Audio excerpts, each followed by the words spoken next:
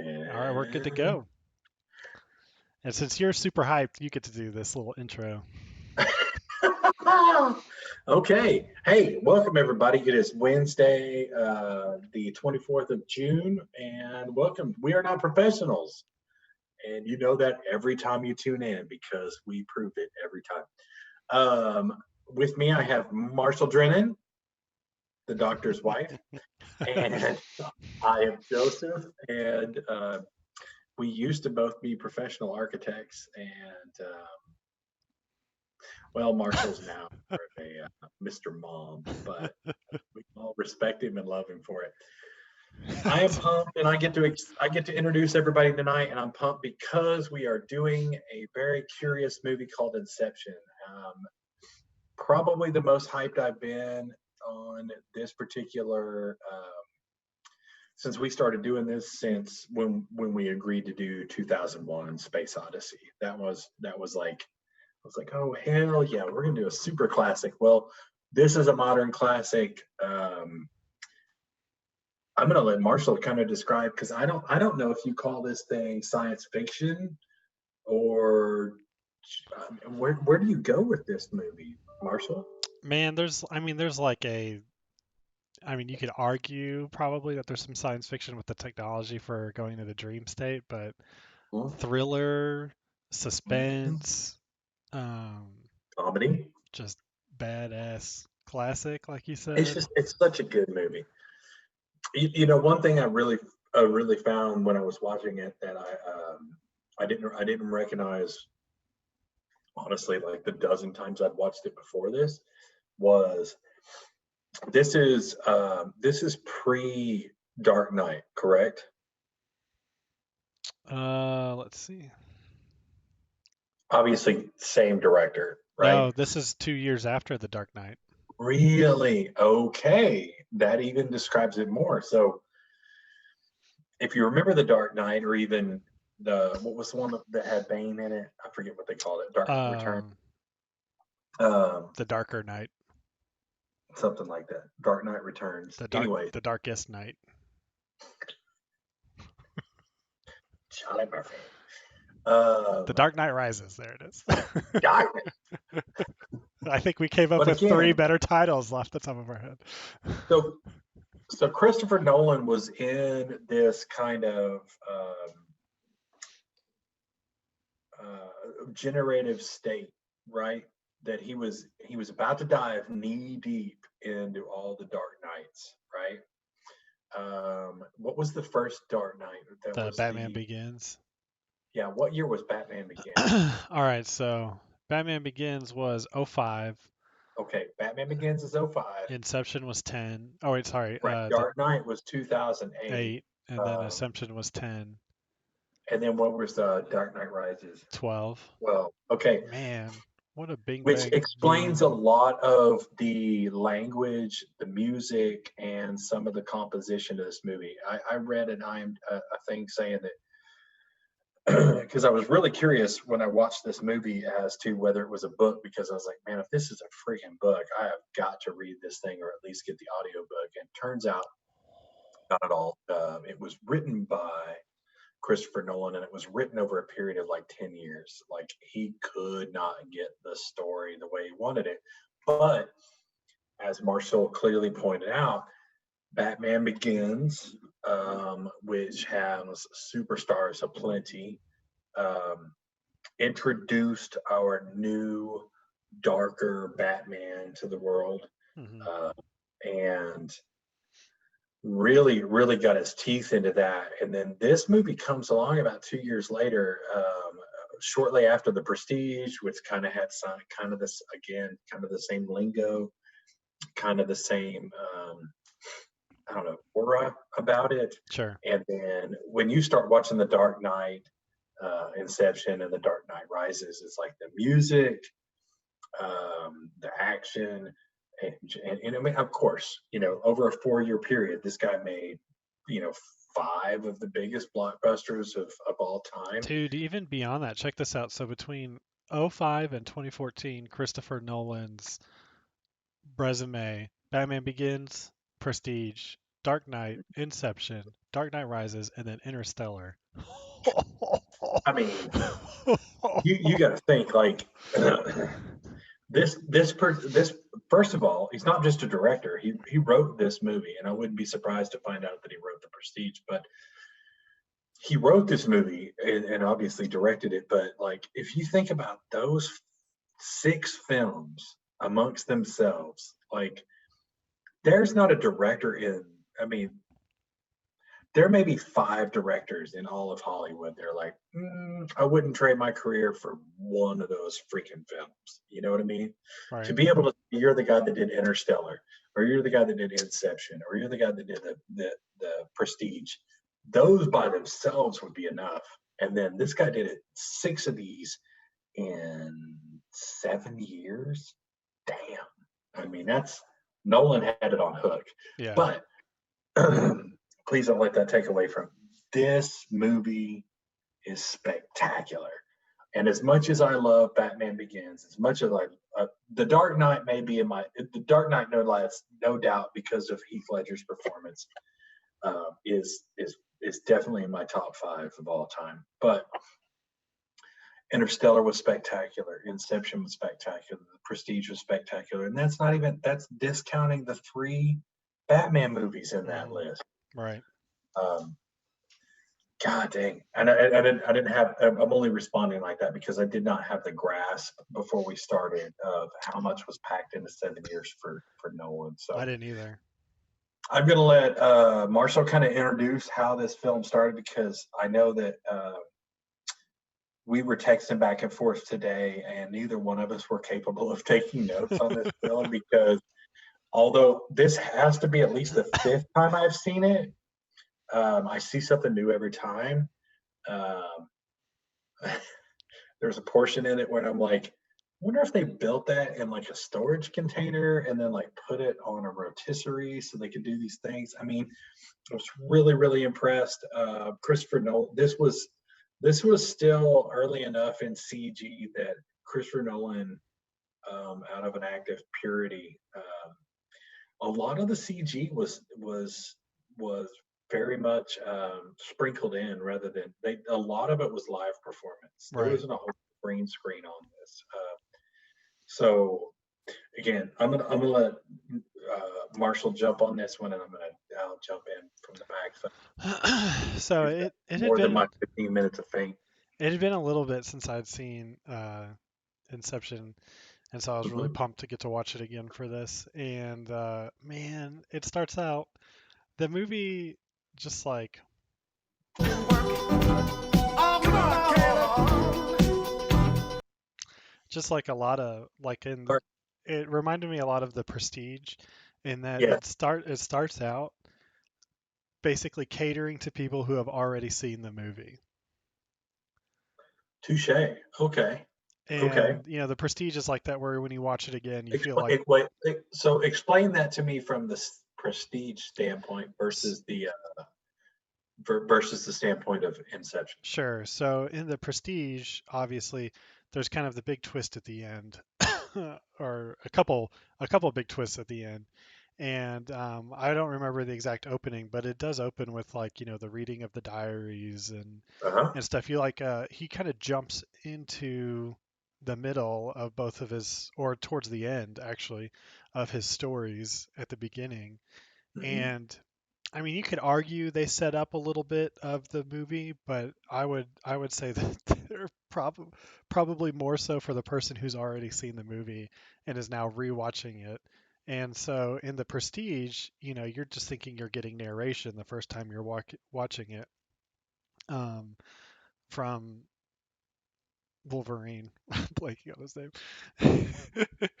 But then you come to find out that he's reading a diary, and the diary is towards the end, by the end of the movie, where he gets a hold of this diary and starts reading it and finds out these secrets. Or actually, I think it's Christian Bale reading the diary. And so when you come back and watch it, you already know that this is the diary that he's reading, and things just start clicking and making so much more sense to you, like off right at the beginning. Whereas Mhm. when the first time you watch it, you're like, narration, and I What? kind of understand what's going on, I think, but you really Yeah. don't. And then with Inception, it was very much like that because it starts out with him on the shore going to Yeah. visit Sato, Yeah. and you It's know, very much the end of the movie, it right? is, The end yeah, of the movie, they leave him to go find Saito and come back. And so you're very much there's definitely some wicked foreshadowing there, right? But right. And it's you there's know, no way to know it's foreshadowing until you get to the last 3 minutes of the movie. right at the beginning of the movie, if you're like really paying attention the first time you watch it, which I feel like is almost impossible to do because very quickly you get overwhelmed. Not with this movie. You No. get overwhelmed with everything coming that Oh you yeah. just have no I you're just like, ah, it's all happening to me. But if you were able to like really pay attention to the movie the first time watching it, you'd realize that he has that conversation with Sato, like, you know, roughly, I think, when he's on the chopper with him and he agrees to do the Yes. job, which is very much towards the beginning of the movie. And you could probably make the connection that it's Sato at the end, Yeah. and then you could argue that that was for the first time viewer. But I think it's very much easier to see that if you already know that it's Sato and you're just like, oh my gosh, it starts out here, they're having this conversation, I know what I'm going towards, and then and then they start off in the dream world, just building that, um, juxtaposition. It's really interesting that they start with Sato in limbo and then Right. immediately go to No, it's fantastic. being in It's Sato's dreams. I think one thing that's fantastic about that is they jump back to a very old Sato that you really won't recognize until much, much, much later in the film, after they've explained to you that that once you get dropped into limbo, that you could be there for God knows how long. And then all of a sudden, your brain starts to click. It's like, oh snap! So when this gunshot thing, forced him down there, and what you find out later, it's even more sacrificial, right? On both parts. That it's uh, that foreshadowing becomes even deeper, and like you said, by that point, you're 2.5 hours into this movie. Hmm. You're you're on mile 25 of a marathon by the time they reintroduce this, and you're just like, what? Right, like you're You so know? invested in this whole Yeah, idea of dream we're within just a trying to get out of dream, the fucking van what falling out of the what sky, what lay what level of dream world you're right? on. What And then all of a sudden for? and then they'll do a callback to the very beginning, and there's no way the first No time watching way. there's no way you remember that happened. No, not at all. So one thing I wanted to bring up before we go way too far into this is, so remember back what we were talking about just a few minutes ago. We're talking about 7 movies in 7 years, or 6 movies in 7 years. This is about the time that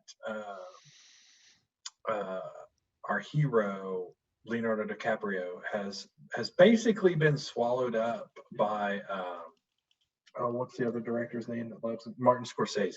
So he's Martin Mm-hmm. Scorsese guy, right? Right.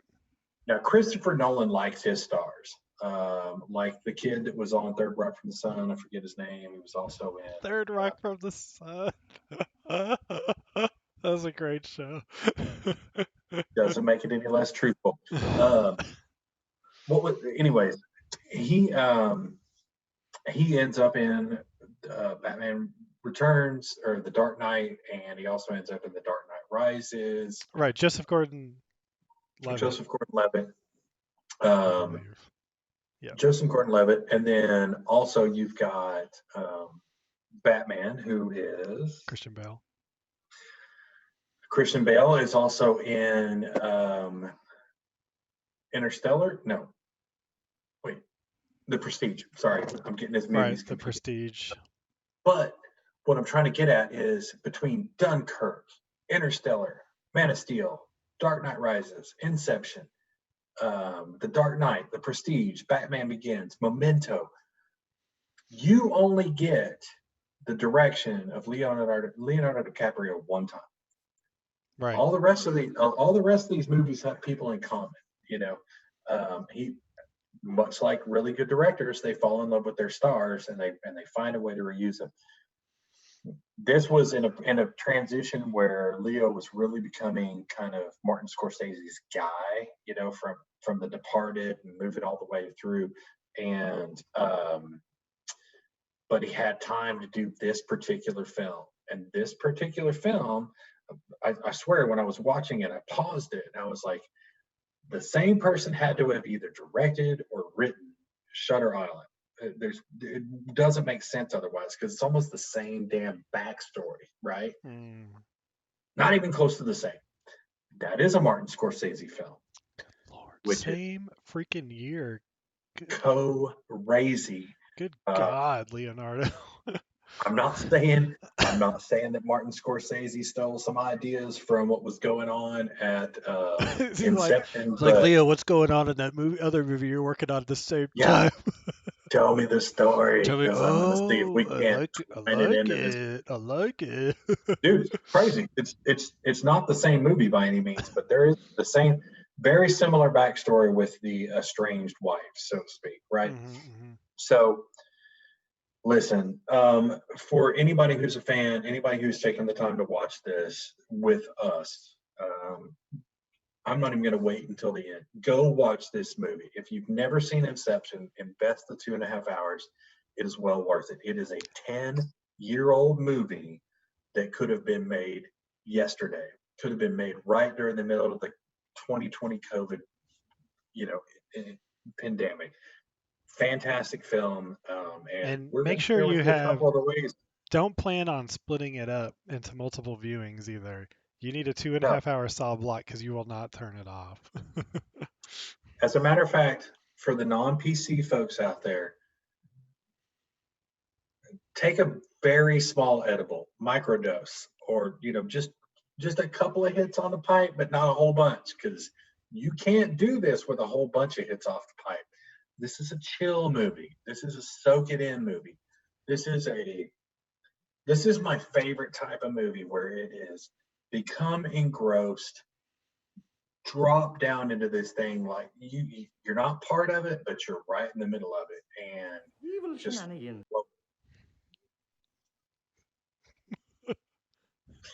but no, I mean seriously, that this movie will suck you in if you let it. It really will. It's like some of the better 007s where if you'll just let it roll, you can ride with it. And by the time it's over, you're just like, damn it, Yeah, it's I'd have definitely killed for like another 30 minutes.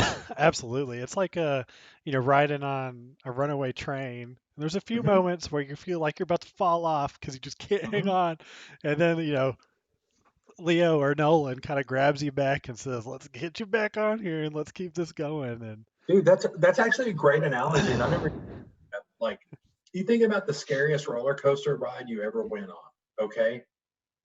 And they strap you in and you're not really sure where it's going.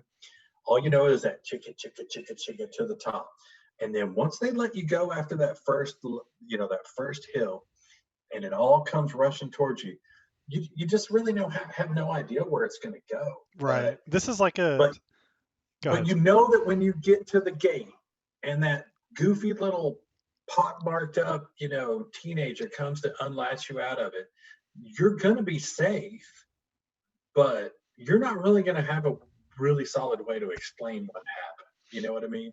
Right. And this one's like there's definitely like some pre fun little Oh hills yeah, or something, and then they get you riled up for when they go into the final. I yeah. couldn't believe it when I was watching it on Netflix. Like, they go Do you know it takes into 30 minutes from that fucking band to fall? dude, I know. So they go into Film time. they go into do the dream and to do the inception. And I look at the movie and I'm like, there's still like Come an back. We'll be done hour. in a minute. I'm like, there's still an hour and 45 minutes left of this movie. I had no You're idea, like, and wait, I was like, how? Cooper Pond already drove the fucking van off the. You just don't, you just don't get it as especially the first time you watch it. But you have Oh no. no, you're like, you think that a lot of the movie is in the setup. Mhm. And then it feels like that last part takes like 15 minutes. and it just so much happens, and you're just like, this is just, it's like going into, I don't know, like passing out and waking up, and you're like, how long was I out? And Oh it, God. and you're So like, oh, well, you just spent the last 2 hours watching this one dream sequence, and you're like, no. I got choked out in class in jujitsu one time. Totally innocent. We're practicing. We're doing a thing. I'm attacking this guy from the top, but I don't have a good position. And he chokes me, and I'm like, I'll get you before you get me. Like, I'm trying to choke him with his collar. Oh shit! I got you, good, you fucker. It's exactly what it sounded like. Because next thing I know, I went, and the next thing I know, there's like 3 dudes over the top of me going, you okay, man? You okay? And I'm like, no shit. Mhm. I knew I should have let go. It's like but you like time lapsed like you had just finished a pint of Jack Daniels. I mean, just like time Yeah, just went. when I was at camp one time, we were making each other pass out. I don't recommend it. It's not safe. Is this band camp when you got assaulted with a clarinet? No, this was Christian Sorry, different time. outdoor fun camp. Yeah, it was different. But like, some kid who went to this like all boys boarding school, and then his parents shipped him to camp all summer, which is sad. But he they had figured out how to make each other pass out, so we were doing that. And so we did it like, I passed out for like, I don't know, a couple seconds, right? And then you Yeah, wake it's up. not long, But but I you have no concept. swear, like I went immediately into this dream, and I could describe, it felt like I was like Superman flying at Mach speed through a dream that lasted like 3 weeks. And Yeah, then I woke up and I'm like, what just happened? and that's so Interstellar does. I mean, I'm sorry, Inception doesn't really play around with anything. Well, I mean, pardon my Freudian slip, but it doesn't really play around with anything quite as deep as like Interstellar does with like black holes and time travel and things of that nature. I mean, Right. the basic premise is using some kind of device. We're going to get into your subconscious, right? And we're going to do it through dreams. And these people have become professionals at doing this to either one, find high dollar characters that they can sell the defense mechanism to, right? Or unsuspecting victims that they can go and steal their secrets, like what's in the what where can I find this? It would be if you think about it, like a lot of law today is about IP, right? Hmm. Yeah, it's like So insider trading. yeah, or like it's your idea that is then property, Hmm. right? And um, those things are terribly hard to protect until they're trademarked and they're well known and they're patented. Um, but the idea of protecting an idea, how do you do that? And so what these guys have kind of become masters of is going in and figuring out how to get into somebody's mind and pull out this idea, and before it's patented or before it's trademarked, steal that information, you modify it a little bit, sell it as your own, right? Hmm. Which is what which is how we're introduced to Leo. He's doing basically Yeah. So espionage, real so to quick, speak, right? you've heard us mention Saito. He's a, let's just say energy Multi-billionaire. multi-billionaire energy owner conglomerate rich guy. And Leo's there on behalf of a competitor to Sato to steal information about how he plans to expand his company. Mm-hmm. And that is basically, in simple terms, he's just trying to trick this guy into giving up that info, Right. by He wants being in that. his He dreams. wants that intellectual property, right? Hmm. And they do a great job of Sato. He's a pretty smart guy, which you would assume with his For sure. empire that he built himself. So he was able to figure out a lot of stuff, and he told Leo that he's on his own trial, right? His own audition for the namesake of the movie, which is Inception. So he asked Leo, "Can you plant an idea instead of taking an idea?" Hell yeah! Ha! And that's kind of the whole basis of the movie. Is first of all, can you, and then how do you, and then and then they try, and it ain't easy. Yeah, and one of the very coolest things that you do not there's no gratification for this one particular line, but so when when uh, Leo gets caught, I mean, let's just be honest, he gets caught by Sato, and Sato's like, "Man, basically, I brought you in here to be on trial because I've got a real job for you. This is pennies. This is bullshit.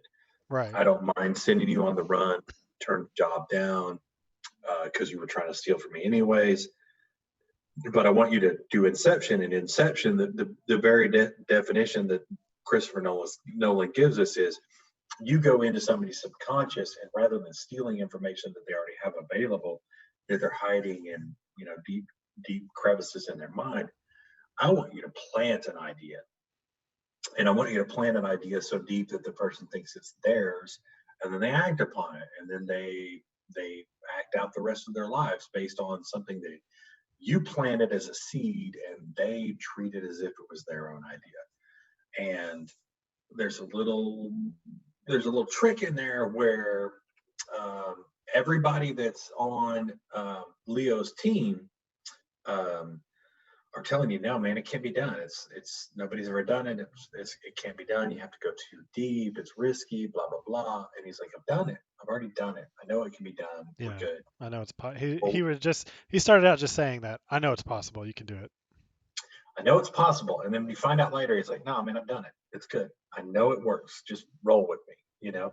And one of the very crazy things about that is when you find out when he did do it and how it Hmm. was technically successful, but it was so successful that it has basically ruined his life. So much so that at the very end, you're left with a cliffhanger, which is did what you just saw really happen? The The whole movie. whole movie. I mean, and that's one of the cool things. One of the really cool things I think Christopher did as far as writing this was about every 30 minutes, you will see Leo take his token out. And the token is something that you know the weight of, know the balance of, you can feel. It's a physical thing. It's my mouse. I know this mouse. I know how this mouse feels in my hand. I know how fast the scroll button rolls. I know how hard you have to push down to click it. This tells me today is real. And every one of our main characters has a token. And what you see for somebody who's um, it's almost like a synonym for addiction. You know what I mean? Like this dude walks out and it's like he's so Hmm. addicted going under that he's got to come out. When he does come out of his addiction, when he does come out from going under, he's got to roll his dice. He's got to spin his top. He's got to feel his mouse and know I need to click. I need to know that I'm here and I'm not in somebody else's dream. Right. I'm not still playing the game. And that's pretty once you grasp what that guy's wrestling with, it's pretty intense and it's really, really cool. Right. Absolutely. Good tip. Thank you. All right. Yeah. One thing I read Fuck you! and I didn't notice until I read it and then I watched the movie because I was reading about it and it was that after he gets done with Sato, Uh-huh. they were saying how he's in his hotel room like you said and he spins the top. And what I really never noticed is because I'm always so focused on the top and Leo's face is he's got a gun that he's holding on Yeah. to. And Yeah. the comment was that he's ready to shoot himself if he's Yeah. dreaming, like immediately. And you're just like, Well, and the crazy thing behind that is, and that's another layer that they build on top of this, right? Is when they let you have so they give you this first layer of kind of the elementary role, which is anybody can play in this realm, right? And if you want out, no big deal. If you die in the dream, you wake up, no big deal, right? But if it's 2 layers deep, you might not pop out of the dream right away. Hmm. If it's 3 layers deep, which by the way is mostly just theoretical, um, there's a good chance you won't wake up and you'll just end up in limbo, which you could be there forever, which I mean is basically like saying you're going to end up in purgatory, right? Yeah, Um, in your own if you brain. in your own mind, you're in purgatory, being tortured by your own thoughts and your own dreams and your own concepts. And then what they introduce to you later, much later, well, like way past 2 hours into the movie, is what if you go 4 layers deep, which by all conceptual ideas that they've taught you through the first 2 hours of this movie is just not even theoretically possible, much less something you should do. Do you You know what I feel mean? in charge? Yeah. No, not at all. If I'm on the 4th level, there's no fucking way I feel in charge. And this gives you power over me? By the way, these are all Christopher Nolan lines. IP'd.com was based off of Christopher Nolan lines. Loosely, the I peed it is not so much.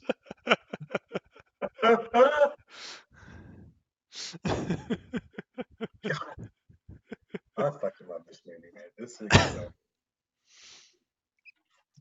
Yeah, we're not gonna do. This guy's giving me trouble in chat. Uh-oh. Do we have a fan? I don't know if I'd call it that. He just came in saying meat avalanche question mark, and then he's telling me I need to show him. I'm not sharing my screen like that where I can easily show it. You're okay. I'm So trying to what I show was him. Sharing a specific window. Scroll back to up, Inception. Poon So one. what I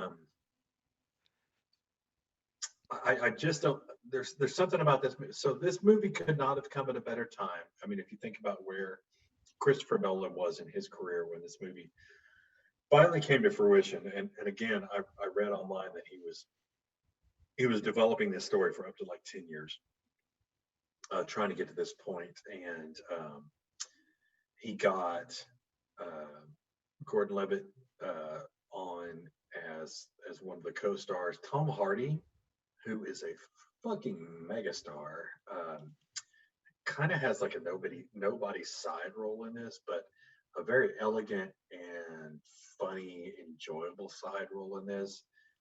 The girl from Juno, I apologize for not knowing her name off the top of my head, but she has the perfect role in this as well because she's somewhat the naive, brilliant student role in this, which is fantastic.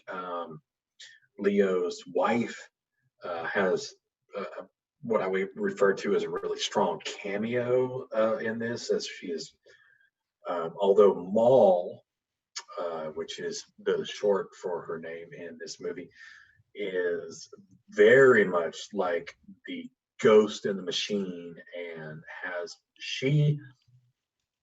her presence in this movie is far beyond her role.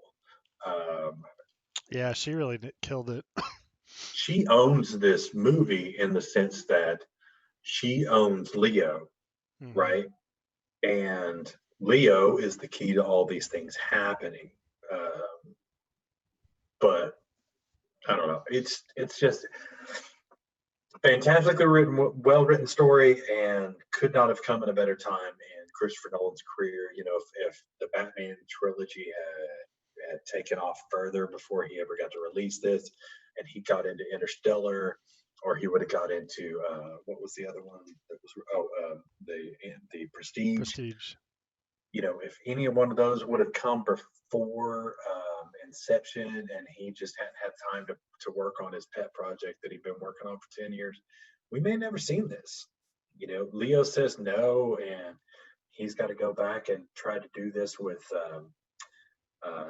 with the star of Batman, and he's just like, man, I don't know.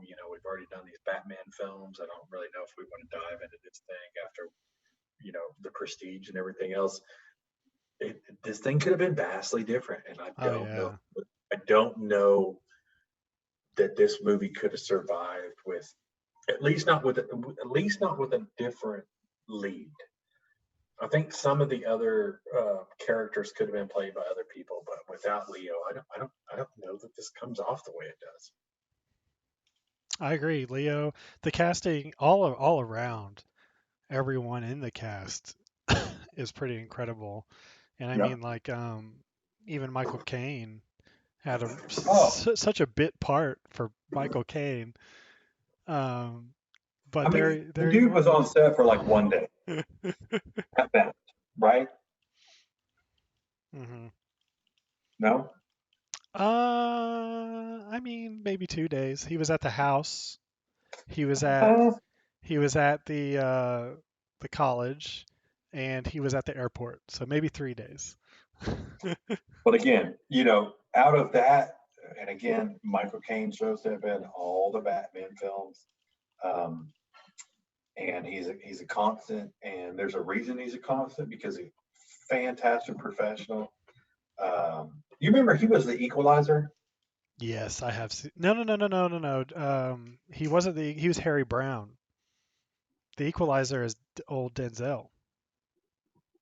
And you're. No, Yes. no, Yes. no. Yes. Go back and look up the TV version. Oh, here we go. Now we're going to caveat it. There's no caveat. The TV version was around long before the Equalizer was ever a movie with Denzel. This is a movie channel.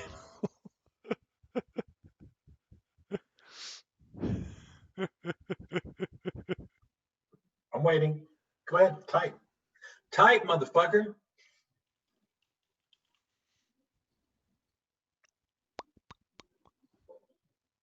See, this is what I'm going for. That is not what I'm talking about. That is a movie based on I'm the one series. typing here. I'm gonna Go pull back up. to the TV I'm series. gonna pull up the one that shows I'm right. Yeah, of course. Let's start with that one. Why wouldn't you? Wait, oh shit. Was that What are you? who directed that? The Equalizer? I don't know. I'll have to go back and look at it. Oh my gosh, his profile is too long. Dude, he's been around for 60 years. Give him a break. I don't know. It's not coming up. There's nothing coming up as Equalizer. Just did a search for it. Go about your business. I will find you. Well, he was Harry Brown, which is who I thought. What the movie I Who thought the, you were talking I don't about. even know who the fuck Harry Brown is. Why are you doing this to me? Oh, you're trying to control it. Sorry, I'm not controlling anything. I'm starting a new window. man. You are so angry. No, that's not true. I'm a very kind, loving man. There's Harry Brown. What is this Harry Brown shit you're throwing at me? Dude, it's an action movie with Michael Caine from 2009. No, it's long before that. Dude, I didn't realize that was so recent. I thought that was a little bit older, even though There he were was 88 episodes Okay. of The Equalizer. 88. Do you know who played the star? I'm guessing Michael Caine. That's right. You're welcome. TV series.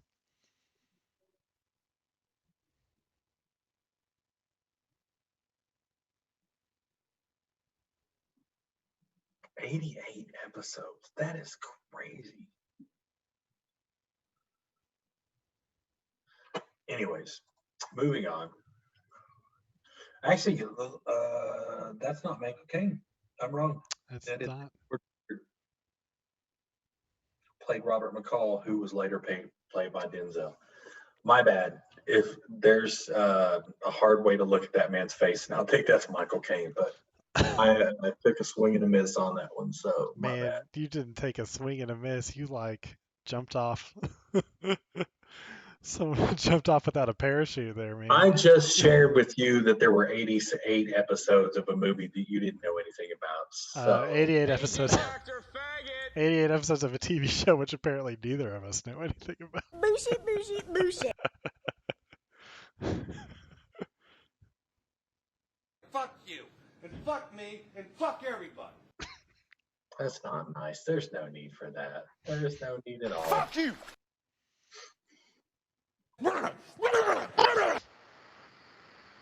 Unmute and start talking. What does that even mean? Oh, I see. What does that even mean? What are you talking Like- about? This might be the worst so we've ever done. What are you doing? I'm just sitting here. Your audio has changed. Ooh. No, not good at all. Oh, that's better. All right. Thanks. What were you doing over there, weirdo? Dude, I was just hanging out, man. I'm minding my own business. Okay. I can't see the soundboard anymore, but that's okay. Did you cancel our share? I think you did. No. Oh, we're so bad at this. This is such a good movie. No, it's okay. It should be coming back up. So, get us back on track, Big M. I think someone might be making fun of my my beard. Is that what's going on there? Is that a beard? Well, it's my unshavenness. How about that? I thought you just got lazy. Gorlami. Yeah, Gorla- that is what happened. Gorlami.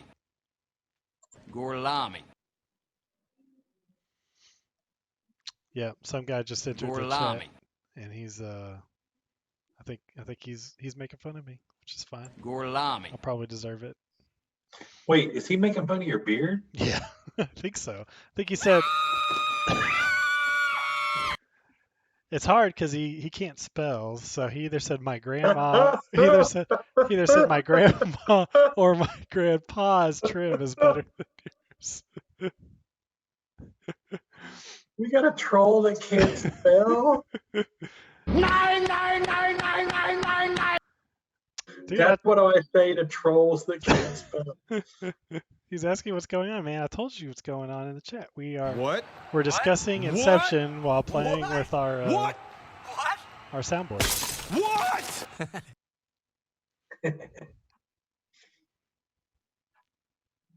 I don't know.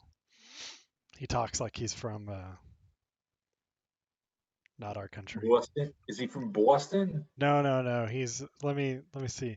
Nah, I'm on about your head, you fucking kitchen utensil. I think he's like Goddamn right I did! I think he might be Irish or Australian. I don't remember asking you a goddamn thing. Moving Is on. Wayne Brady gonna have to choke a bitch? I think you're going to have to, Marcia Dreddy. You're gonna- Oh, anyway, let's get back to talking about Inception. Let's do. Let's see. Where were we? So he goes. Oh man, I don't even know. It's just so good. So, I think there's lots of ways to dive into this film, and much like when we did Ex Machina, I think that you can either. I think there's a lot of ways to dissect it. So you kind of have to go at this like, how are you going to eat the elephant? This is a one bite at a time thing, because there's a fucking lot in this movie, right? So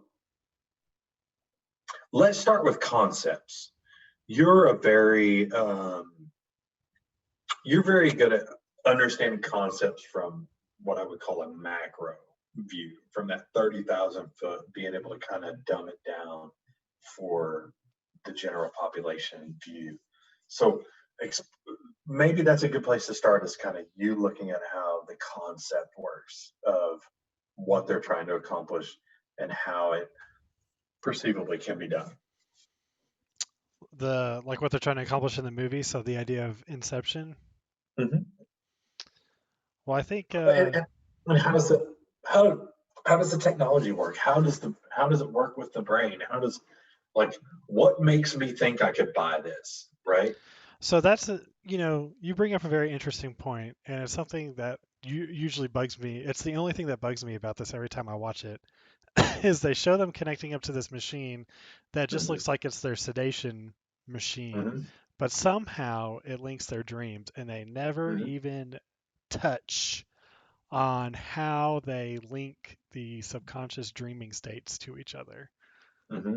They don't even bother, which is why this is not a science fiction movie. Well, and I think that's a Christopher. That's as much a staple for Christopher Nolan as it is, some of the intricacies that we threw out for the director of 2001. It's like they all have their intricacies and their nuances, and one of those of Christopher Nolan is he wants to throw out a very profound concept at you, but it's kind of up to you to figure out how to follow it.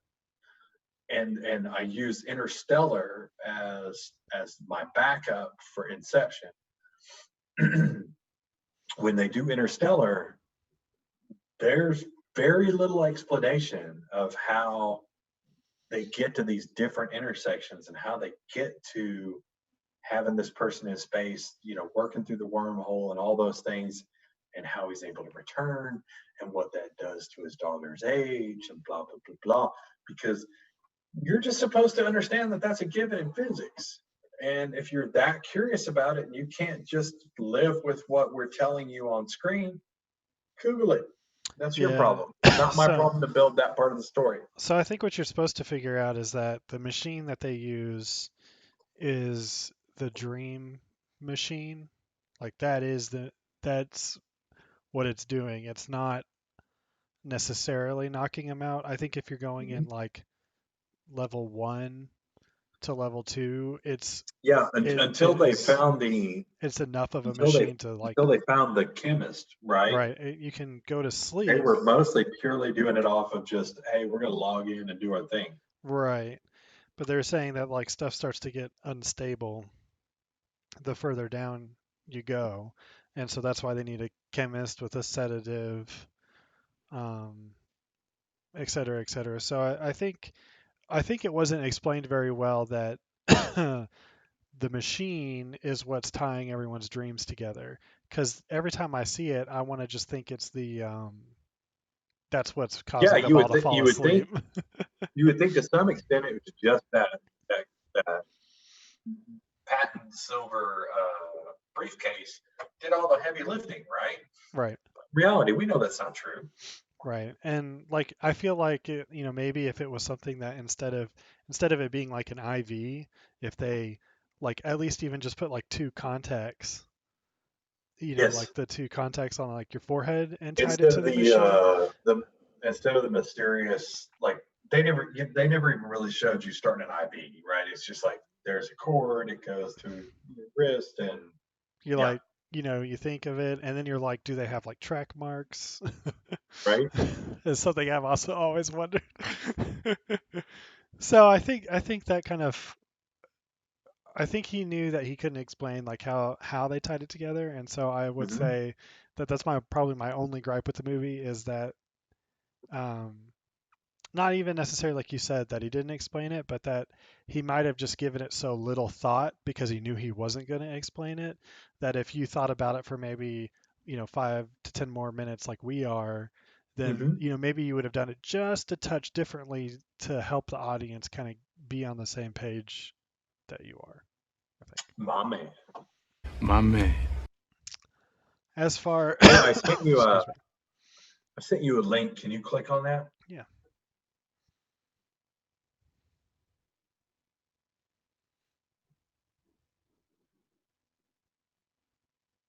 There's no sound.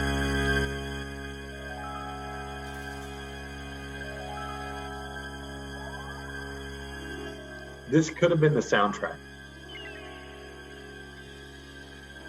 It would have been a very different movie if this was Do you the not know same. this song? I know the song. I just don't think I've ever heard it from the very beginning. What the fuck?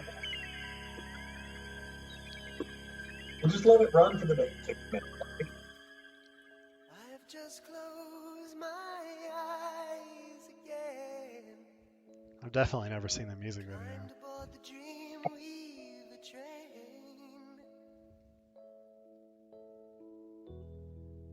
Trying to take away my worries of today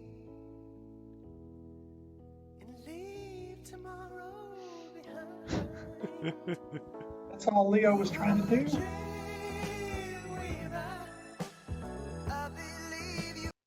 It could have been the theme song, sure. You got to hit play. You can't cut me off in the middle of the fucking chorus.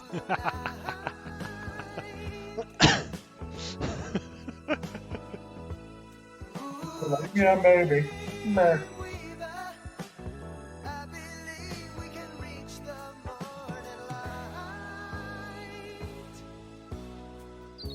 Oh, okay, so moving on.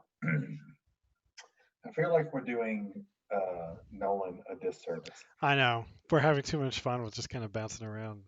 But you know, that's what we do. Let's be honest. I mean, we are no Siskel and Ebert, No. okay?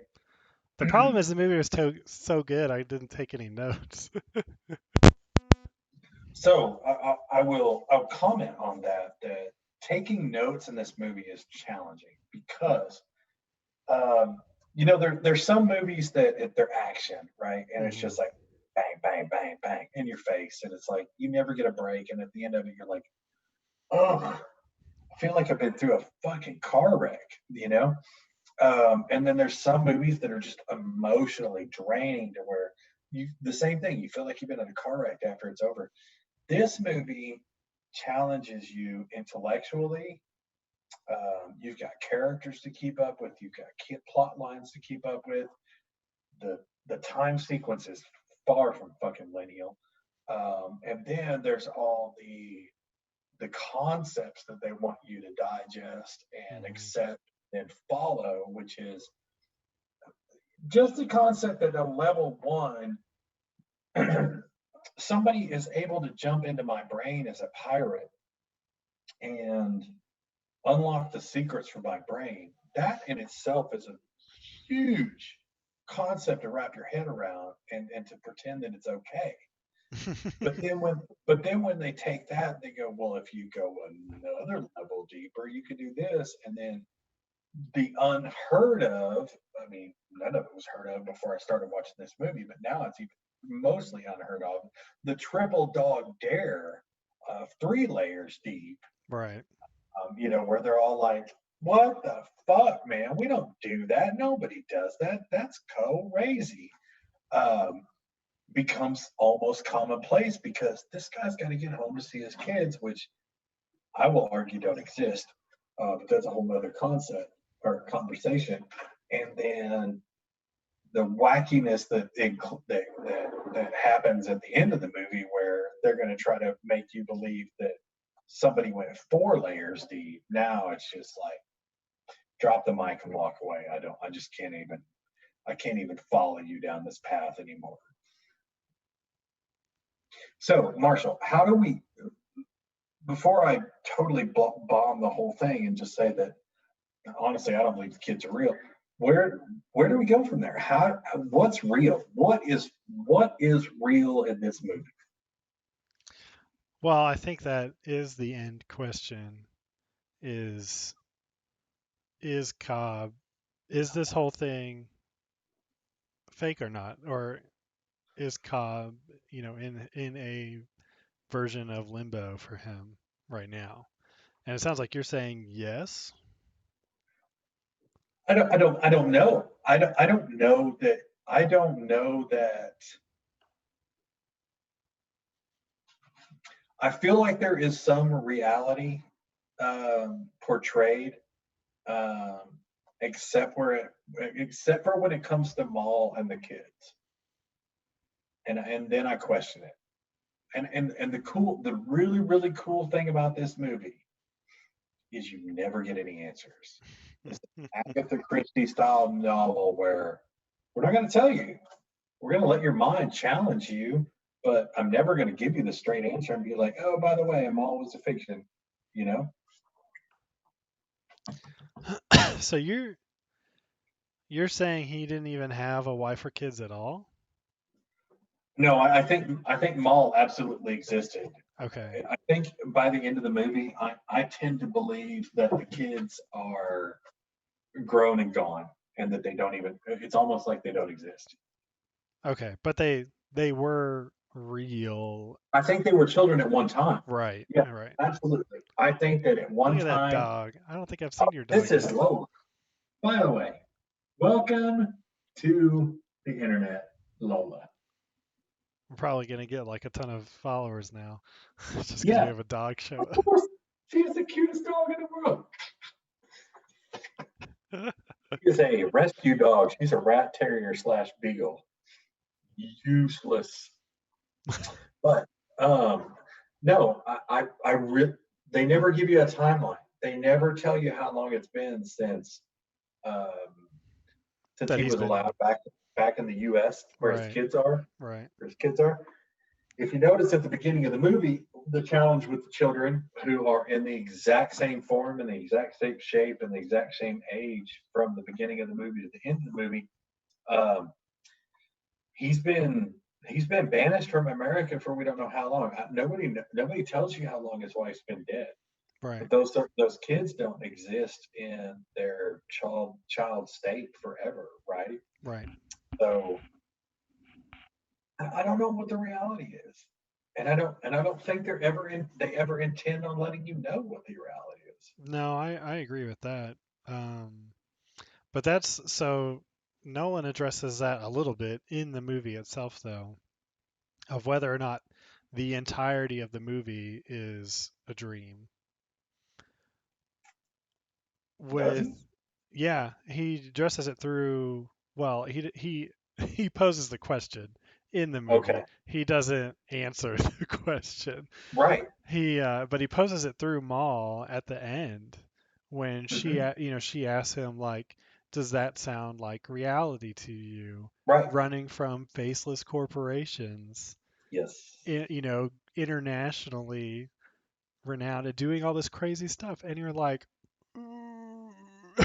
Man, that is when, again, I mean, not to jump to the end and give away the plot, right? But at that very end moment where he's having that conversation with her and she's like, dude, this is your home. You Mhm. know, you're playing spy with people and shooting guns. And how come you're the only one not getting killed and your crew's the only one that makes it through this? And she's pointing out all the obvious flaws in the actual storyline of the movie, Right. challenging all those things and being like, how's that possibly real? I'm here. I'm right in front of you. Your children are here. That's what's real. Maybe all the rest of this shit's make believe, you Mhm. know? To which, and by the time you spend 2 hours and 20 minutes in this thing, you're like, Who knows?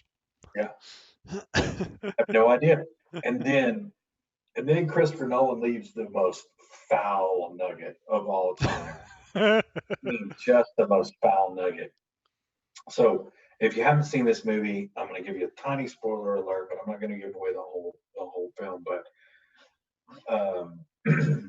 Leonardo DiCaprio's character has a trinket, much like what I described to you guys before. For me, being a nerd, it would be my mouse that disappears on the screen. Yeah, hold Oh, hold it in front of there, like your face or there something. it is. There it's not. There it is.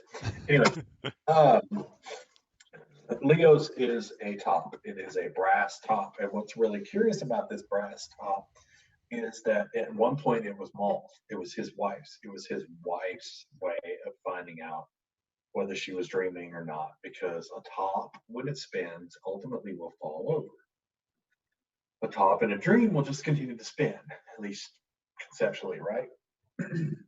At the end of this movie, when we really believe that our hero is trying to challenge frankly, what is reality and what is the dream sequence, he sits it down and spins it like he does every time that he bounces out of a dream, and that is always the proof. But this is the first time after the entire movie that he has actually become engaged with his children. And he knew not to look at his children in the face because they would become engaged. So much so that he would lose grasp of what is or what isn't real, because if his children are perceptually real, then that will become his reality. He knows that. He knows this in his heart. And so he sends this top spinning before he engages with his children at the very end of the movie. And when he does engage with his children, we pan back and there's the nugget, because the top never stops spinning until the scene is cut. And even when the scene's cut, it's spinning. It's wobbling, Right. but it's spinning. And that very much adds to you walking away from this going, I mean, I can absolutely 1,000% see this, me and Marshall driving away from this film together 10 years ago and going, what the fuck? What did he just leave me with? Where is he? Is it real? Is it not? The fucking top didn't stop spinning. I'm blown away. I don't know what's real. And but that's the beauty of this movie, is Hmm. you don't know. You don't You don't know. know. And that, yeah, I mean, and it's obviously the point Nolan is trying to make is that, No doubt. This wasn't an accident, right? right. And it wasn't, and but what I mean by that, it wasn't some like end, some movies just end ambiguously as a big, you don't know, and I'm not going to tell you kind of thing. Right. Whereas this movie is all about people faking realities, getting lost in limbo, you know, their dreams becoming their realities, what's real, what isn't real. And so at the very end, that's obviously the point he's trying to make is what is real. Like, like you get to just choose what like. You could say, like, as the audience, you're Cobb at the end. You just get to Mhm. choose. I can easily say that the whole movie happened the way it was displayed, or the entire thing was a dream. And I think either one is Right. correct based on your Yep. perception. That's what Nolan wants. I think one of the things that made me struggle the most with this was I saw the movie that was made the same year, being Shutter Island, and it was all a delusion, Mm, right? hmm. And knowing that in the back of my mind, and then watching this movie, it was very challenging for it not to be a delusion, Hmm. right? Hmm. It was very difficult for me not to put them in the same, be like another delusion of grandeur. Another thing that is very interesting about this is Christopher Nolan is by far, in no means, an M. Night Shyamalan, right? No. He is not known for leaving you nuggets to chew on, and there at the last minute being like, aha, motherfuckers, I I mean, got you good. right. You know, Oh shit, I got you good, you fucker. that's not his MO. But in this particular movie, more so than any of his other films that I've seen, with maybe a slight exception being The Prestige, but even The Prestige, it's the giveaway at the end is not like, mind numbing. But this film has a very much M. Night Shyamalan scene in the end where you're kind of like, there you go. I would say Christopher Nolan, this is definitely the most like that, or like the most Shyamalan, furthest to that swing Shyamalan, into that Shyamalan. pendulum side of his movies. But I would Hang on, say I'm it's not not, done saying Shyamalan in it. well, you're not going to be done for a while, so I was just going Fair to enough. Just, keep just mute me. talking. But I would say it's not foreign to him because, like you said, the Prestige has a little bit of it. There's a hook. Memento, Yeah. Memento definitely has that. Oh, I forgot about Where Memento. at the end though, you're like all of a sudden you're just like the credits roll and you're just like, uh, Yeah, uh. yeah. That's as Shyamalan. That's as Shyamalan as you get. Just like, that motherfucker was right. Oh shit! That's the one where you're pounding on the table like, what?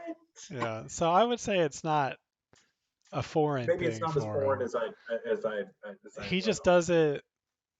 It's just not his MO. He sets up He's very capable. his stuff is set up as his question he leaves you, or his like what the fuck that he leaves you with at the very end is the point of the movie though. Like with I think what he Memento, The likes to do is Prestige. challenge you with the hero, right? He Sure. Yeah, that's fair for sure. Anti-hero, maybe, Right, is the anti-hero really the hero? right, Let's twist it around. right. I think it's more of, like the twist at the end is when he does have kind of a twist at the end is what the whole movie is about. And that's Mhm, probably what Shyamalan got right when it came to The Sixth Sense, mhm, is that the entire movie is about the fact that Bruce Willis is dead. mhm. Whereas like It's really cool. when you look at the village, the Yeah. twist that they're living in the middle of the city has nothing to do with with the whole movie.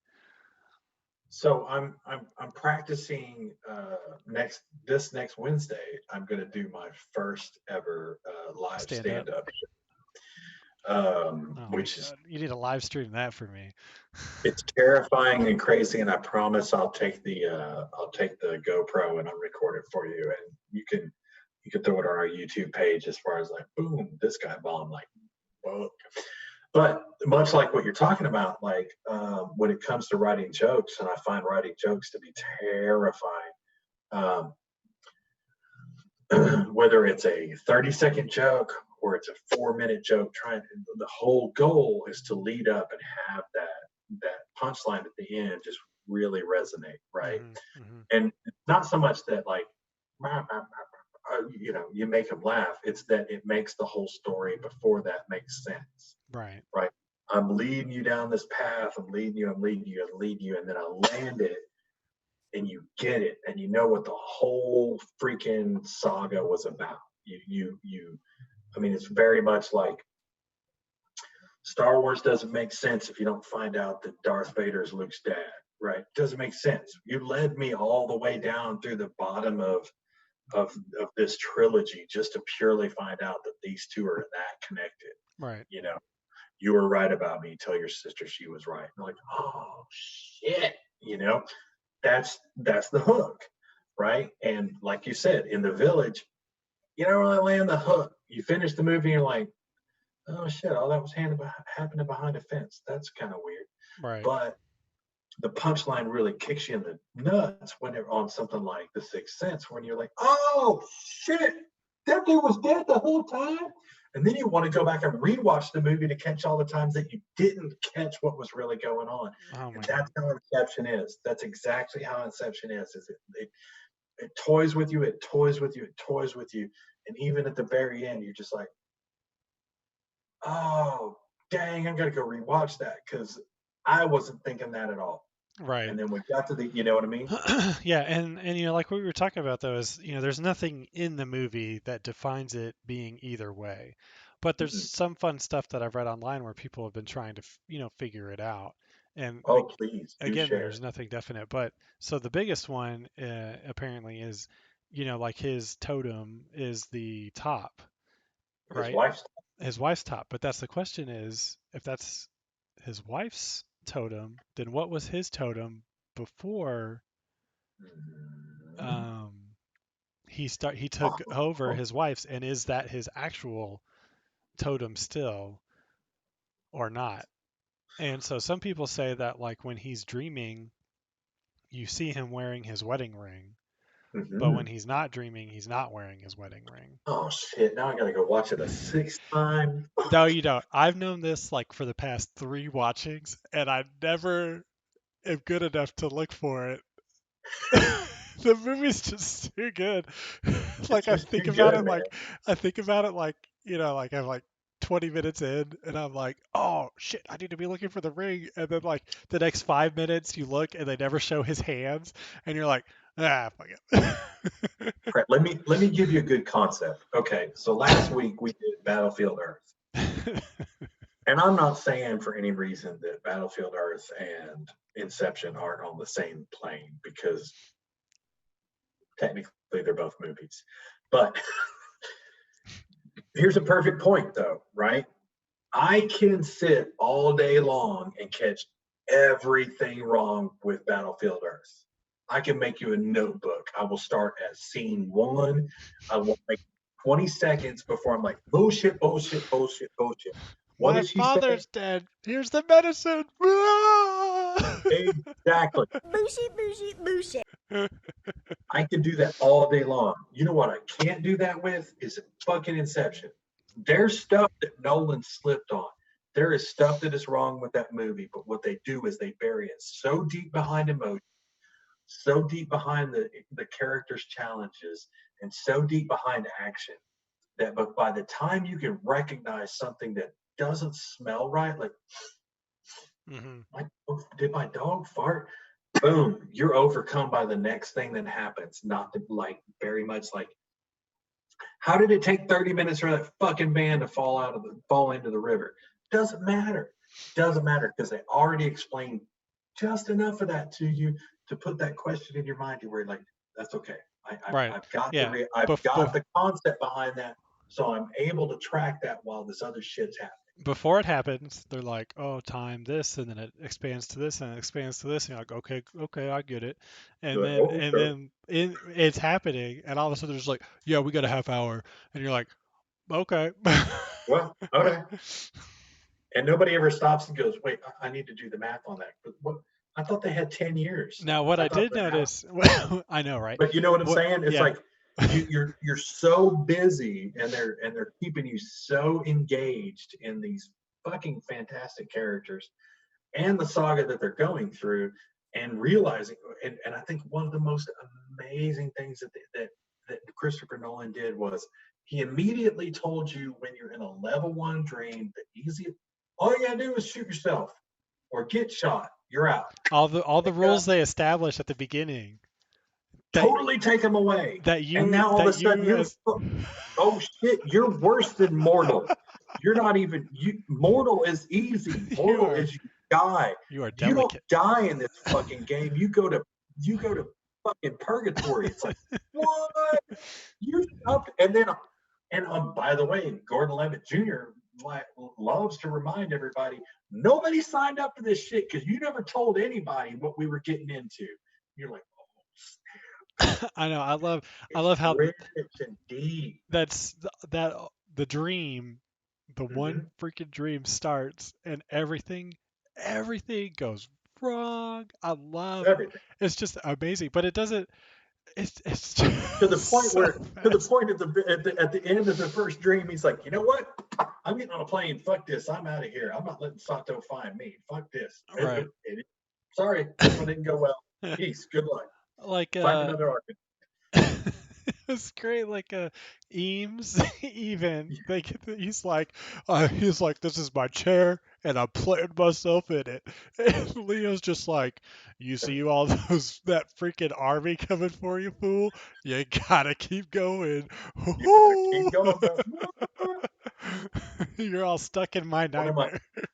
one of my favorite lines was so it's um it's very early into the we're going to get the multi-billionaires inheritance right Right. scheme, which funny enough, again, another character that ends up in at least two of the Christopher Nolan Batmans, the guy that ends up being the Scarecrow. But That's um, right. I, I digress. That so very early in, I guess, first level of their dream, they've been captured, and they're trying to hold off the security.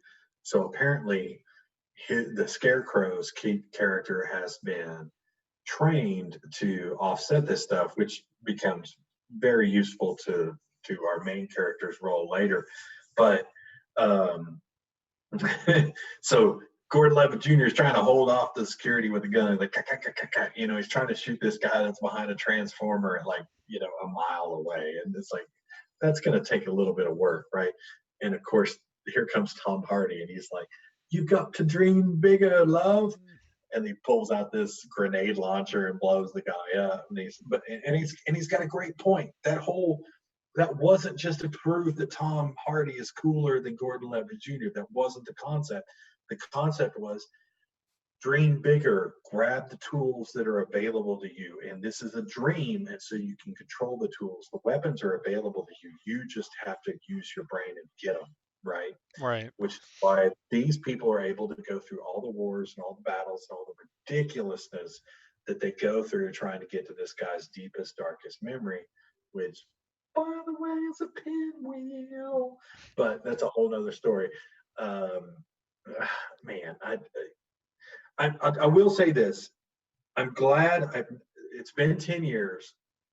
I have I have no preconceived notions that I'll see in an Inception 2. And I'm glad there's no Inception 2 because Yeah. I don't I've seen a lot of movies that the the second movie coming along or the trilogy or whatever just makes sense. And then there are some movies that when it's over and the credits roll, that's it. You can remake this thing in 25 years with a different cast and with, better CGI or whatever, but don't don't tap into this thing just trying to get it back to the box office and make a little bit of extra change because there's something pure about this thing that honestly I just don't know if you can recreate. I wonder, has Leonardo ever been in a sequel?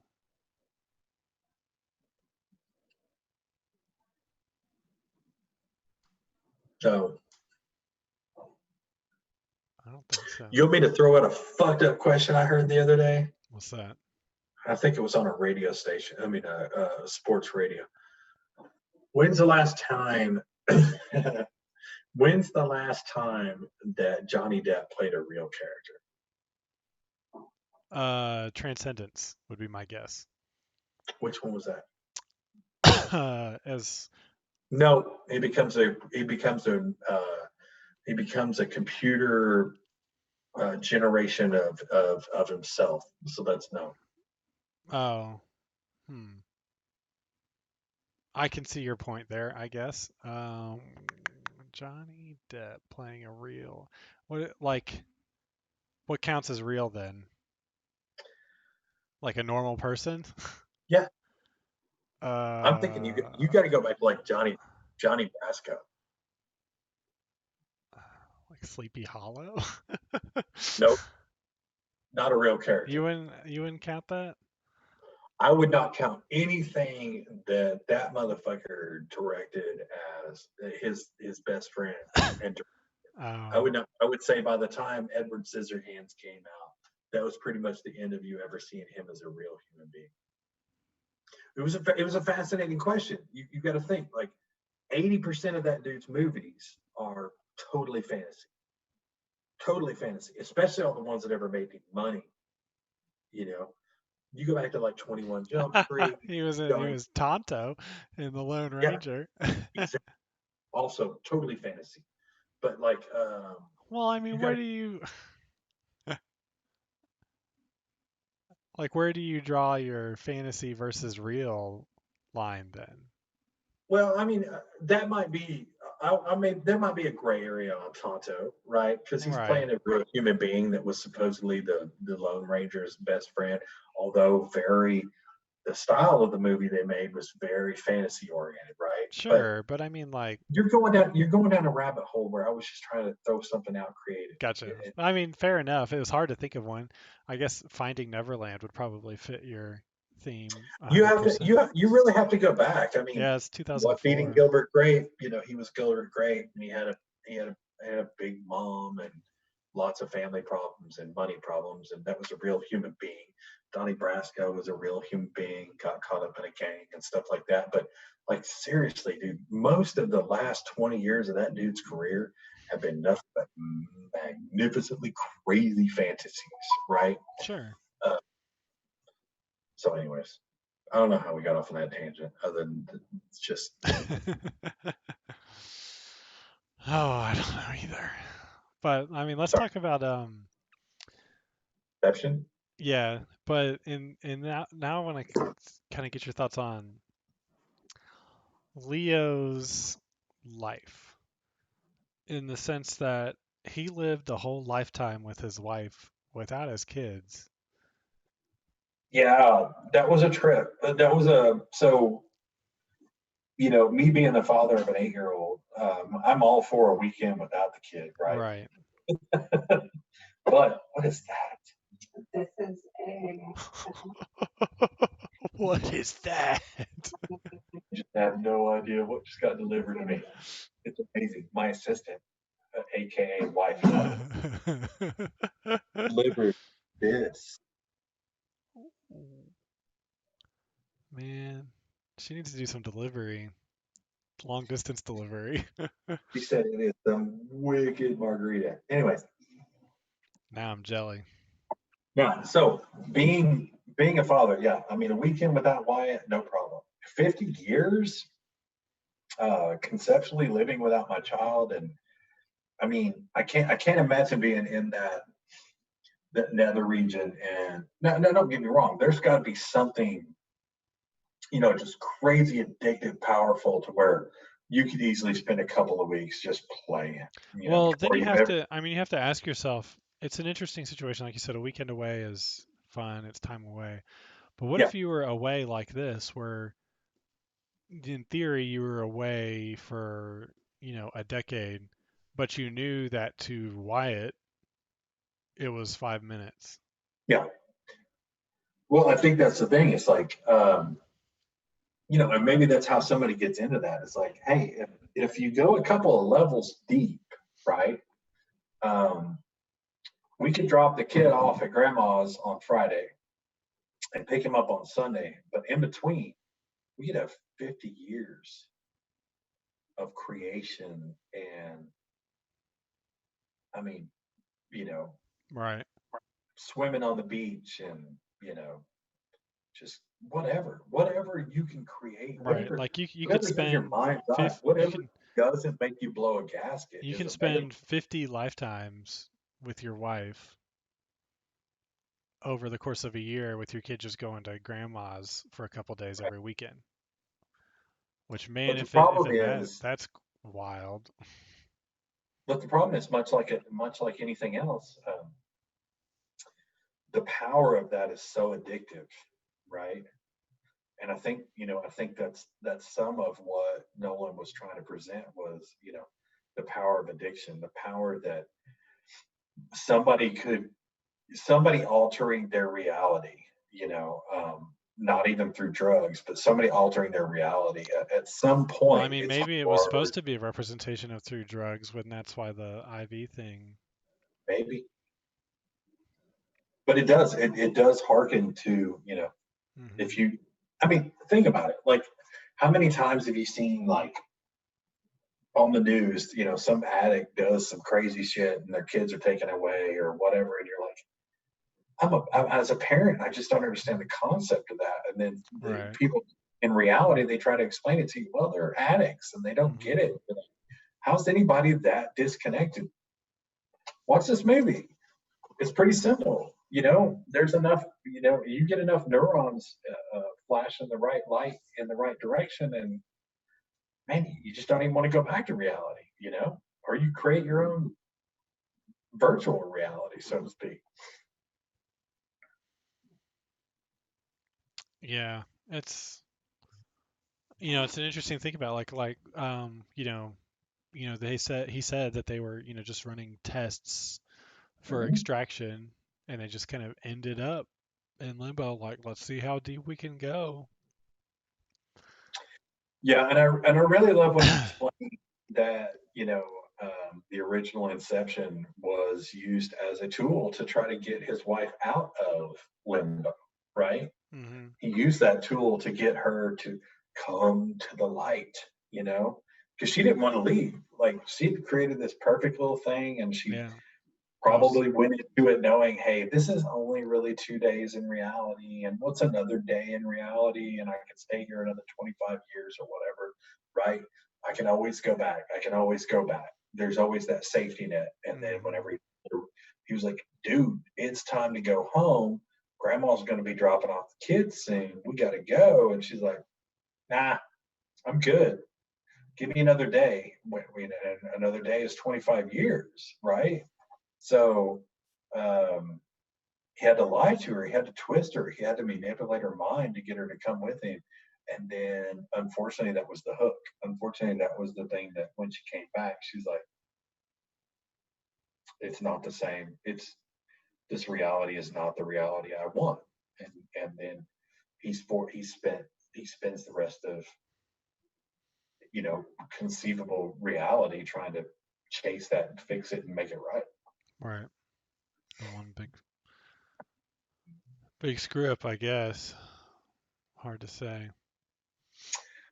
It is very hard to say because you don't really know how the movie ends. Hmm. I mean, we know how the movie ends. We watched the movie end, but it doesn't tell you the story. I don't really know how that movie ended. Right. Well, then you can, You so like, let's ask ourselves some questions about stuff we in theory do know about in the movie. please. Um, with how it played out, do you still think he did the right thing incepting his wife? I don't know that he had a choice otherwise.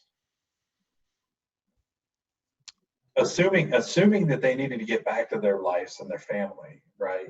Assuming you couldn't just live. What was that? What was that thing on Star Trek, like where you could go in and you were on The the? holodeck?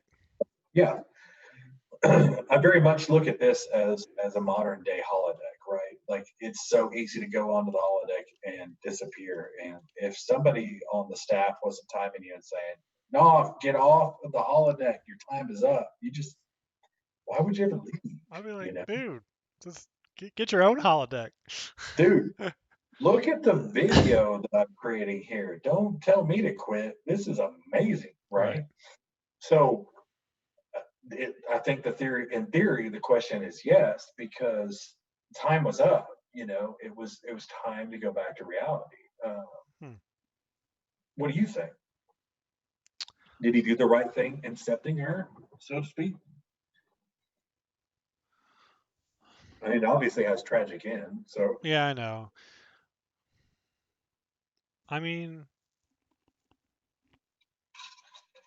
I would say yes as well. In in a sense of I how he probably felt, which is I wouldn't know what else to do. And in your mind, you're like, all I'm doing is telling her that where we're at, which is limbo, is not reality. you know, And it's funny, Marshall. There is such there's two real stories that are going on in this movie at the same time, right? There's probably lots, but in this movie, there's really truly two. There is the murder slash suicide that happened between his wife and him after he brought her out of her dream sequence, right? mhm, And the only way she thought that she could get back to it was to, we're going to jump together, we're going to die, and that's going to help us reset, and we'll go right back where we were, right? Um, but that ends up screwing up his entire life, and he basically ends up, in theory, for the rest of his life, chasing how to either A, connect with her, or B, get back to his kids, right? Because he can only connect with her when he's in dreams doing his job, right? mhm. And then in reality, all he wants to do is get back to the US, but he's wanted for murder, right? So um, it's that in itself is a whole movie. And then there's a whole other story of what the game, the heist, the con game that he's running on the other side that is that is fascinating on its own. So it's a dude, it's I like a thinking man's movie, and this one even challenges me. It's Right. one just like God, I don't even know if I can keep up with all of this. Yeah. I don't know. There's so much. There's some. Some of the side stuff is super good that adds to the movie in the sense of like, obviously the score Oh yeah, is ridiculous. Like, if you watch the movie oh, without the oh. music, it's insane.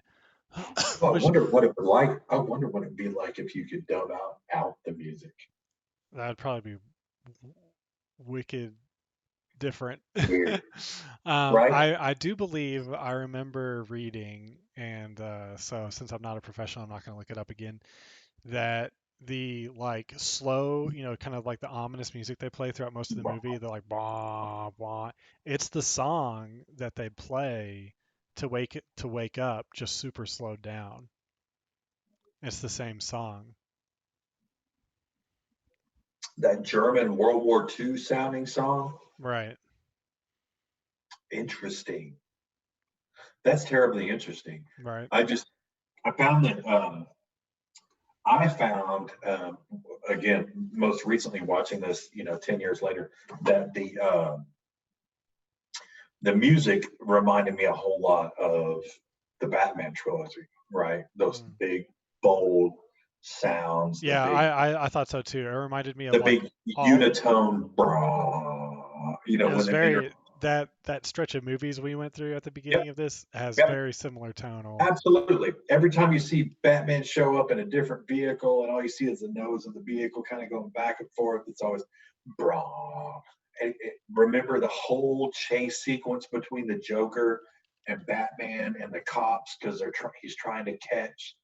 Um, I don't remember who he was trying to catch, but you know that whole sequence kind of had that whole same music montage, and it's but again, if you're that type of director and it works, don't quit using it. It was perfect for Inception and it was perfect for the movies before it. And I don't know, man. I have definitely become a Christopher Nolan fan. Oh yeah. Yeah, so I mean, as much as this can confirm it, it sounds like it was that. So it Hit is it, that song slowed down hit it, makes the. hit it. All right, let's see what this video shows.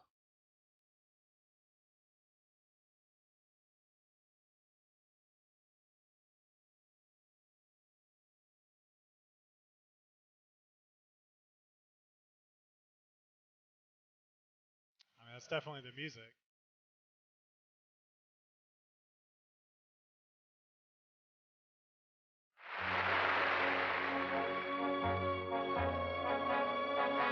That's it.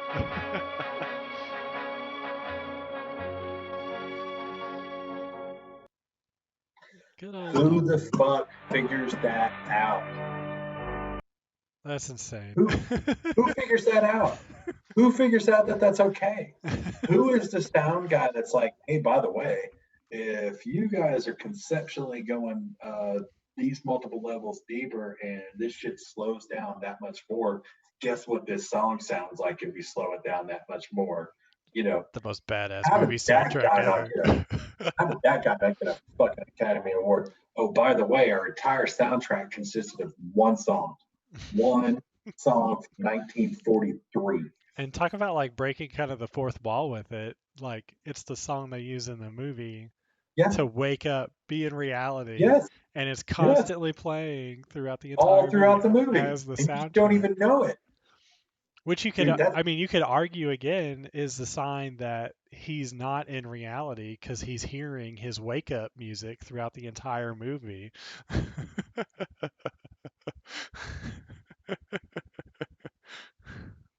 and I will tell you this: if you are a fan of this show, or if you are a fan of movies at all, I want you to do two things.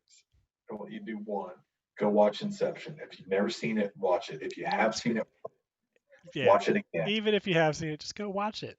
Watch it this week with Watch it us. again. You ain't gonna. Watch it slow. You're not gonna Smoke a regret it. doob. Soak it in. It's awesome. You cannot go wrong with this. And then number two, go watch Shutter Island shortly after I need to do that. because it will challenge everything you walk away from that movie with because it's the same star, it's the same backstory with 2,000% different end results. And so it will really challenge, it will really make you back up and go, what in the hell's going on with Leonardo DiCaprio? That's my opinion. Yeah, I completely agree. I think that's excellent advice. So Shutter Island next week. I mean, we definitely could. I'd be down. I'm not gonna. I mean, I want to watch it now, so I think we should because I would really like to hear what your thoughts are, even though totally different director, totally different characters, same actor, but I swear to God, there's something going on between yeah, these two. I'm definitely down to do that to get the juxtaposition of it. Even if you just tell me, dude, you're an idiot. I don't know how you connected those dots. Man, it's okay because while we were It'd be talking, worth it. While we were talking earlier, I was connecting it to Total Recall with Arnold Schwarzenegger. So, Oh, wait. you ready for this? Are you ready for this? I'm not, but bring it. Okay, so we were talking about how Maul is explaining how ridiculous it is that he's getting chased by nameless corporations. I remember that exact same scene with Sharon Stone talking about Exactly. basically saying She you're comes having all these. to him while he's at recall getting the memory implanted, and she's like, "This is exactly the memory you paid for, you stupid SOB. Mhm. Yep. You're a spy on Mars, and there's a brunette. This is literally what you asked for at Total Recall or at Recall." Mhm. Right. And he's like, "Motherfucker." Well, I'll tell you what he said. No, he said, "I see that bead of sweat, you bitch." This is an 81 Honda. How dare you? I'll be back. Oh, wait, hang on. Can I interrupt for just a second? Yeah. Dax Shepard and his wife, help me. Oh, It's this chick. I know. Bougie, bougie, bougie. They did an independent film together. I'm going to send you a link for it. It's not Academy Award winning by any means, but it is entertaining, and it also has one of the coolest cars you've ever seen in it. And Coolest me cars I've being a ever muscle car seen. guy, oh yeah. Bom, bom.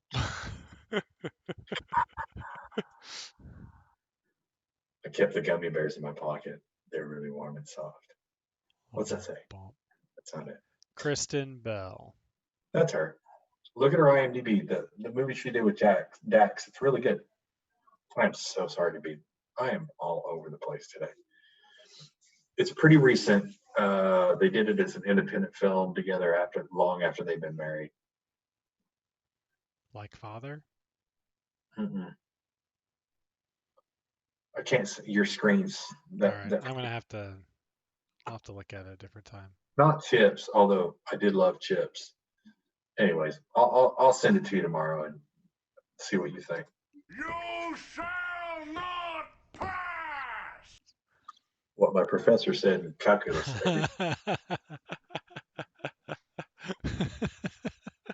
Who's the architect now, motherfucker? Anyways, okay, so I definitely get your total recall point. That's pretty legit. It shocked myself when it popped into my head how similar those two kind of scenes were. I was like, oh my Allow god. myself to introduce myself. I'm definitely cool with doing Shutter Island.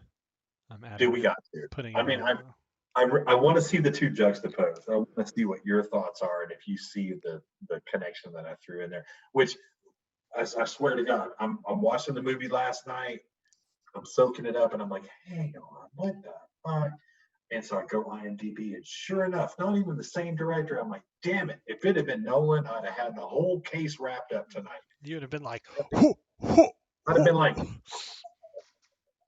I got the answer. It's right here. Instead, you're like, oh shit, that just makes it more complicated. You know why? You went full retard, man. Never go full retard. No doubt. Remember Sean Penn? Walked away empty handed. I am. You know what happened? You know what Sean Penn looked like? Found the accent.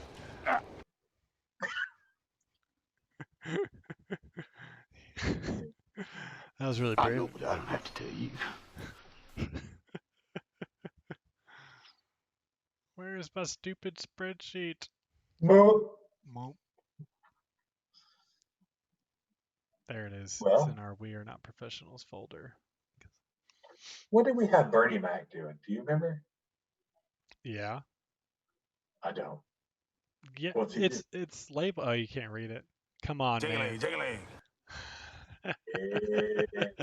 Quit pitching woo on the job. Quit pitching woo. JLA. My man. I still send this one to Luis about twice a week. My man. Is the old Louis still hanging in there too? Oh, I don't know how that dude still has a job, but that's a whole other story. Well, I we don't can talk remember about that later. asking you a goddamn thing. All right, No Shutter. more frequent flyer bitch miles from my boy. Boy. Shutter Island on the docket. Big dick player. Swinging past your knees. Big dick baby. She like it the way you dictate.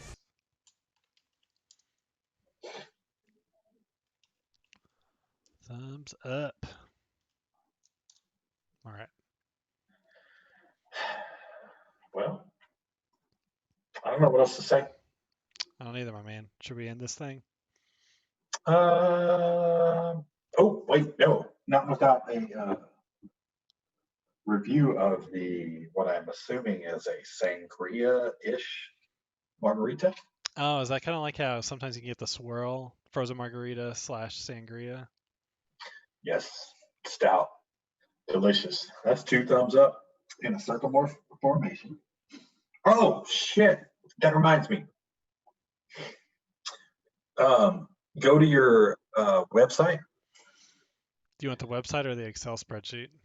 No, go to a Google and then look up 2 snaps in a circular formation and see what you get.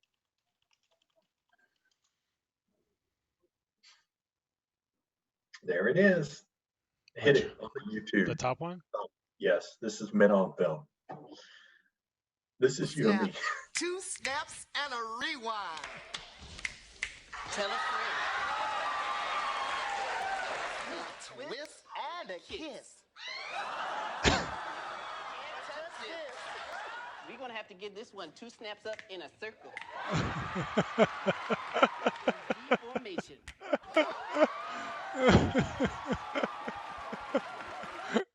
Information. So apparently, In Living Color had 2 of the funniest fucking people I've ever watched on TV, and David Allen Greer and don't get me lying, Damon Wayans. It's like, which one is it?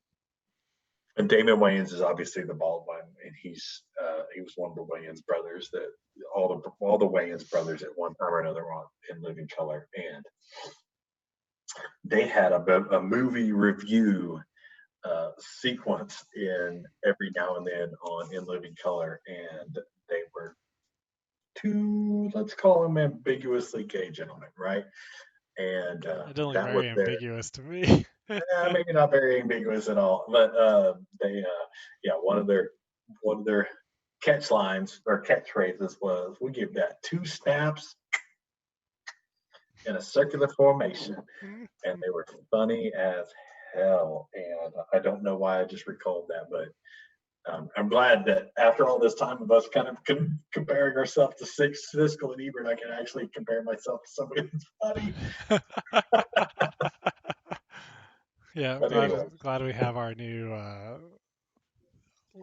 that, look alike. You can hardly tell our shows are different. oh yeah, I mean, minus the, of course, I've got the COVID pasty white complexion, but outside of that, we're very similar. Marshall, as always, I have very much enjoyed, and I do apologize. I feel like I used 6 words to every one of your words today, and but man, that's what happens when we review something that's that interesting. It's so much fun. It's what? Just Go ahead. I don't know. I feel like we didn't dive that deep into the movie itself. I mean, we talked a Not little necess- bit about some of the themes for sure, but I don't know. I feel like it's just this one almost was too good for us to like critique. That's the point, though. It's like when you get to a movie like this, it's like I don't need to give you the every 30 seconds what happened in the film Right. deep dive to get you interested in it. What I need to do is explain to you some of the concepts and and I'll give you enough concepts in this to make you think I need to go give that one another shot. Yeah, it's a decade old movie, but it stands up in everyone. I promise you, nothing's been released in the last 2 years that was better than Inception. We just got No way. a follow from someone who hasn't been in the chat, which is sad. But Miguel Montenegro just followed us. Welcome, Miguel. Yes, thank you for the follow. I love that. Thank you so much. Yeah, out of nowhere. Surprise, surprise. We Send me your email address, and as soon as we make some T-shirts with this swanky logo on it, we'll mail you one out. That's the one. figure out what direction to. We love you guys. We would do this without you, but it's also a whole lot more fun with you. And we hope that you tell your friends and that somebody tunes in, because every week we spend about 2 hours reviewing a movie that doesn't last quite 2 hours. Oh, there he goes. He just got in the chat. He said, "Thanks so much." He's from Brazil, which is awesome. Oh, I've never been to Rio, but I'm a fan. Mostly because of the wax, but we can come back to that next week. So Miguel, we usually just do this on Wednesdays for now. I think we might change it next week because it sounds like you're having your first partay. Dude, I'm so scared. I've never done anything like that. So should we do that? Should we do it Tuesday or should we do it Thursday so we can talk about your Your choice, experience? man. Your choice. I You think tell me, let's and do I it. will Let's follow. do it Thursday because I want you to take a camera and then Oh, I will. if afterwards you decide you still like it up on the YouTube channel, I think it'd be fun to put it on the YouTube channel I'll and tell then you we can this. talk about it as well on the stream. I will make you a solemn promise. If anybody who follows this attends on Thursday, you will get to see 4 minutes of me doing stand-up on our next podcast. Because I will take the old GoPro and set it out there, and you all can enjoy watching me bomb at my very first chance of doing 4 minutes worth of stand-up on a live stage. I love it. So next week it's going to be Thursday. I'll try to update the schedule on Twitch to show that. But Thursday at 8 Central. Sorry, Miguel, I'm not familiar with Brazil time. I want to say they're more like Denver. It's 1 hour behind. 2 hours before now is when we'll probably start next Thursday.